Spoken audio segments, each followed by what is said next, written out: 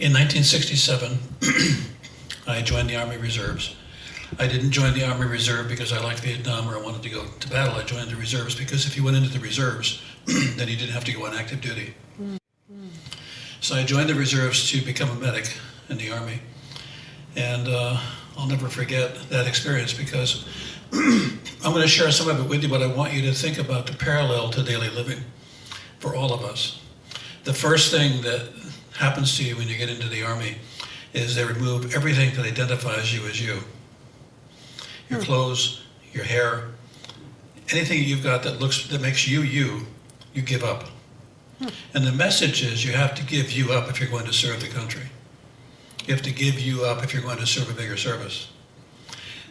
I think we struggle often to hold on to the bits and pieces and the extras that we think make us somebody, and that get in the way of service.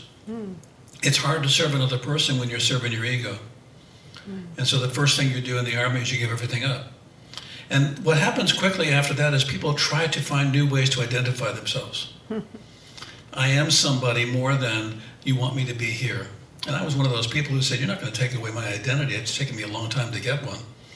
And the Army said, oh yes, we will. And by and large, they did. I would wake up in the morning thinking that I was at home. And I would look around and I was on a bunk bed. And I would see people that I had never known before. And this horrible feeling of emptiness would overwhelm me. I'm not home. I'm not with people that I know or people that I even necessarily like, and certainly not people that I share any experience with. And this could be my life. And this could be the life of all the men that are there on these bunks. And 80% of the men that were there on those bunks were going to be going from the training that I was getting to combat to Vietnam. And a lot of them were going to live. What I also saw was something interesting, and I see this in the world outside of the military as well. People started to show us their very best, and they started to show us their very worst. So if they drank too much. If they gambled too much. If they liked women, they liked all of them, as often as they could. And there was not a lot of rule keeping. And then there was for those that came with a set of rules and values that they felt were important. What I discovered over the period of time that I was in the Army was that the people who came with values and principles that they felt important to them, those became a source of strength for them. And those that had nothing but vices were much more vulnerable to sadness and depression and to things not working out for them. So what I realized is that part of us, the part of us that we have to have carefully refined, is the part of us that says, I need to live life in a way that not only serves me, but serves my brothers and my sisters. I need to live a life of service, whether I'm being asked to or not, because living a life of service allows me to have a space and everyone else to have a space as valuable without taking anything away from me or taking anything away from anyone else. It was a very important, and it seemed like a subtle lesson, but I can remember at 5 o'clock in the morning, or actually 4 o'clock in the morning, we would get up to do physical exercise. I can't imagine any of us, I can't imagine now, wanting to get up at 4 o'clock in the morning to do calisthenics. And in a cold January in New Jersey on the field. And the first thing I said is, I cannot and I will not do this. And I did it every day. And what I want you to notice is so often you have said, I cannot, I will not, this is not tolerable. And then you went ahead and did it. I understand, I don't know that this is true, I don't think it's a really big deal, but some women who've had babies have said that during labor. I cannot, I will not, this is not possible. And they did it. And so what seemed to be important was to go ahead and yell and scream, but to hold on to the goal, to hold on to the prize. And the screaming and hollering wasn't important, holding on to the goal was. I want to move from that experience because we've all had that where we've met the weather, the conditions, and the people that are going to offend us and upset us and seemingly destroy us, and then have them not only not do that, but we find a footing, we find a center, we find a beingness that just makes us feel good. And then from there, we discover something that I want to spend some time with, and that is defining what a hero is. So we hear a lot about heroes. If you've seen heroes on television, the ones that take people out of a car that's burning or the ones that are in combat, Judith mentioned something that's true. They all seem to be reluctant heroes. They all seem to be, I don't know, wouldn't you have done the same thing? And the answer is possibly, but it doesn't feel like it. But I had to, I had no choice. Well, actually, you had a choice. So what happened? What's a hero? Well, first off, if we look at Joseph Campbell's idea of a hero is not the brightest, smartest, quickest, sharpest person on the planet. You would think they'd all look like John Wayne or, somebody like that who walks up and says, "I'll be the hero for you." No, not necessarily. The hero is the person at the right time, at the right place, for an impossible mission, who looks around and says, "Well, I've been trained, but not that good. I have some skills, but not that many. I got a lot of heart, but I don't want it broken. But I'll do this." So the thing that I want you to pay attention to on the hero's journey is that for you to be a hero does not mean you're qualified in every area to take on the mission that you're taking on. In fact, it often means that after having had exquisite training, amazing training, life of training, you will find out how inadequate you are to the task within minutes of having undertaken it. And what the training will help you do is to persevere. It will not get you the answer, because at that point, when you reach that point where you say, "I do not know how, I am stuck here," that sometimes is the only time when we're open to Spirit to hear the answer that we wouldn't normally listen to. How many of you have resorted, don't raise your hands, but how many of you have resorted to prayer after you've done all the complaining you can do? After you've done all the demanding, after you've said, I'm just not, okay, I'll pray. Prayer is often the last resort. But so is desperation. So is being in the middle of a field where you don't know what to do, and you finally admit to it, and something seems to overtake you and carry you where you need to go, and you come back and say, "What was that?" Well, that was what happens on the hero's journey. You see, on the hero's journey, when you're not qualified entirely and not necessarily fully skilled, but you say yes and you're willing, the willingness is the availability to connect with something greater. I was talking to some rangers, they called themselves rangers when they were in the military. They were a group of military rangers. And they said that we were a select group, and we would line up together in the field, and we would walk forward knowing the enemy was there. He said, but something happened. If the guy at the end felt something, the guy in the middle felt it too. And we don't know how it happened, but we knew when we were walking that we were one mind. You see, what was interesting was they had no room for their own mind, their own limited mind. They had no room for their ordinary mind. Mm-hmm. They needed an exceptional mind connection. They knew they were in over their head. They knew that they had committed to walking forward, and they said yes. And they then have what they call a group mind. And I've talked to several since then, and they said, this is an amazing phenomenon. We don't talk about it. But when we're out there, we're not only brothers, we're connected at a spiritual level that I cannot tell you any more about except to say it saved our lives. Mm. So the hero's journey sometimes wakes us up to the most difficult, challenging moment we could possibly ever have in our life. And at that very moment, Spirit sometimes can say to us, try this. And we say, okay. Normally when Spirit says, try this, thanks a lot, I tried that last week. I'll get back to you after I've tried it my way, okay?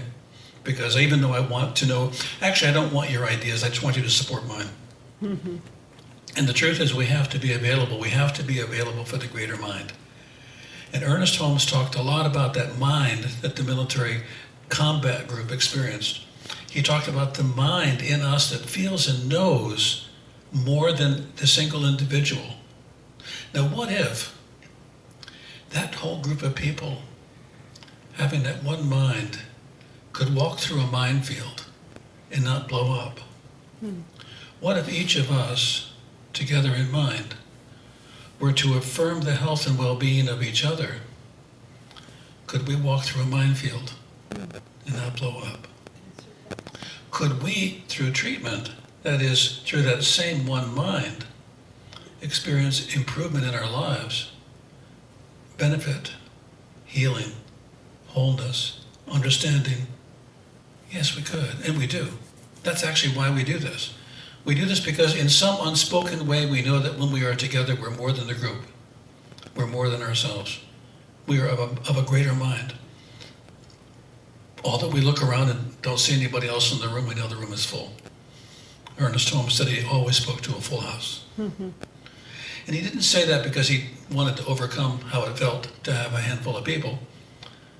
But in his mind, the house is always full. Mm. Today, this house is full of all the spirits, of all the beings, of all the consciousness that shares the vibration of the conversation we're having now. Mm. And that's always true. Think about when you leave here today, that you're leaving with all the people that are on your side in consciousness, that have ever been through what you have been through, that want for you to succeed, are watching, supporting, and encouraging you to have that success.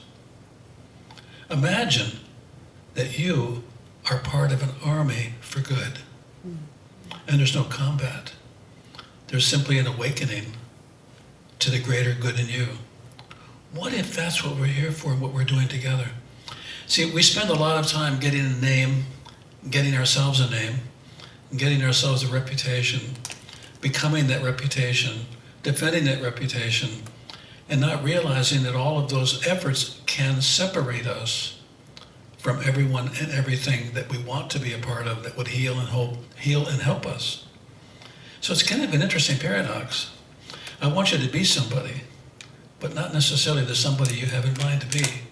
The somebody I want you to be is the greatest you could possibly be, which you couldn't even begin to imagine, and certainly will not fit in your business card. So what we have to be willing to do is to tear up the business card and say, I'm here. I get to do that every day at the hospital.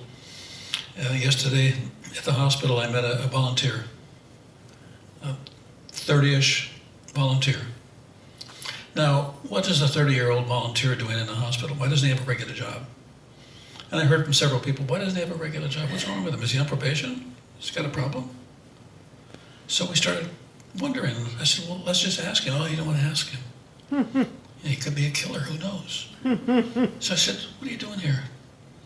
He said, well, I quit my job at IBM. I was an engineer. And I want to be a doctor. And all of the credits that I have headed in that direction that I got in Venezuela don't count here. So I have to do a period of time in the hospital to show that I have some medical connection. And I've already applied to 4 medical schools. You want to be a doctor? Oh, yes. See, what happened is he got written off as a volunteer. Aren't we all volunteers? Haven't we all volunteered to do a lot of things in this world, and then we get a role that allows us to volunteer? Mm-hmm. We're volunteers for consciousness. We're volunteers for good. And the role that the name people give us, the title they give us, is just that. It has nothing to do with who you are. That's important. What I see happening again and again on this hero's journey, and I saw it in the military too, men who came to serve got rank, and when they got rank, they no longer needed to serve because they had rank. And then something happened and they had to give up that rank because it was something bigger. But if they weren't able to, they gave up that one moment of being more than they'd ever thought possible for a stripe. How many people do you know, and how often have we given up who we are for our rank? Mm-hmm. There's an interesting thing. So on the hero's journey, the hero takes on many different titles. The hero takes on many different job descriptions. But you never think of the hero as the job description. When I grew up years ago, quite a few years ago, back when Maverick was a television series, mm-hmm. and there was one of the Mavericks was Sugarfoot. You may not remember him. He was cute, short, good-looking, young, innocent, kind of like a boy. And you couldn't wait for when he was going to be on. Not for any of those qualities. But because if he got into a draw with another person, always a bad person, he was lightning fast. And you knew that he looked like everything except what he was. The fastest gun that series had.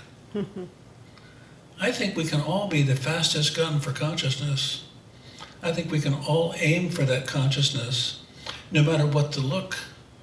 And I remember the same thing with Kung Fu, the series. You loved every time he got into trouble because he's going to get out of this. So he is. Because he was mild and gentle and caring and loving, and people, we can beat the crap out of you. And he would say, no, I will find a place for you. And he would find a place for all those people that were irritating and upset. He would say, that's wonderful. He was strong and powerful and never lost principle. He was a hero. So for us on our hero's journey, there's little things we can do to awaken ourselves to that possibility that we're on a hero's journey. Today, coming here, I was driving the usual 84 miles an hour and being passed. And a person drove up next to me, and there was a truck next to him, and he wanted to get around because it was so important. He needed that extra 7 seconds. If he could just get ahead of that truck. And he turned his lights on, and he would come up to him, and he would brake, and he would look at him, and he would say, you have no idea, I've got to be down the road so I can go to the stop and get a cup of coffee, And I saw it, I saw the struggle. On another day, I would have just hung out just close enough to the car to my left so that he couldn't get by. I would do it very casually, and I would do it with an innocence, but I would do it. And I saw the struggle, so I slowed down and backed up, and he weaved over. And I've got a big Ford truck, it's a 250, and you're driving a Fiat 500. It's a damn good thing you moved over when you did. Yep, and he zipped on by, and he zipped on by, and he zipped on by, and boy, he got to where he needed to go, and I thought, that's great. I could help this man get to where he needed to go. It's not about me. And Judith reminded me of that yesterday when there was a woman in the fast lane going slow and holding everybody up. And I finally got by. She said, don't hit the brakes, which is not something I would ever do, or I might have in the past, just to let the person know, get over there. We're not always here to give people instruction. We're not always here to teach them a lesson. We're not always here to show how good and powerful we are. We are here to be the difference. We're here to give the love and the sharing and the caring that we can, and that is the hero's journey. The soldiers in the Vietnam War who died didn't die with a soundtrack. They didn't die with any music. They didn't die with any pride or dignity. They died shot down, mowed down, cut down, often left in pieces wherever they were, only to be retrieved many, many years later. But you know what they were doing when they were alive? That was the hero's journey. And so why defend how you're going to end when all you really need to do is to live as fully as you can now, in this moment? And that is my message for today, and I thank you for being here.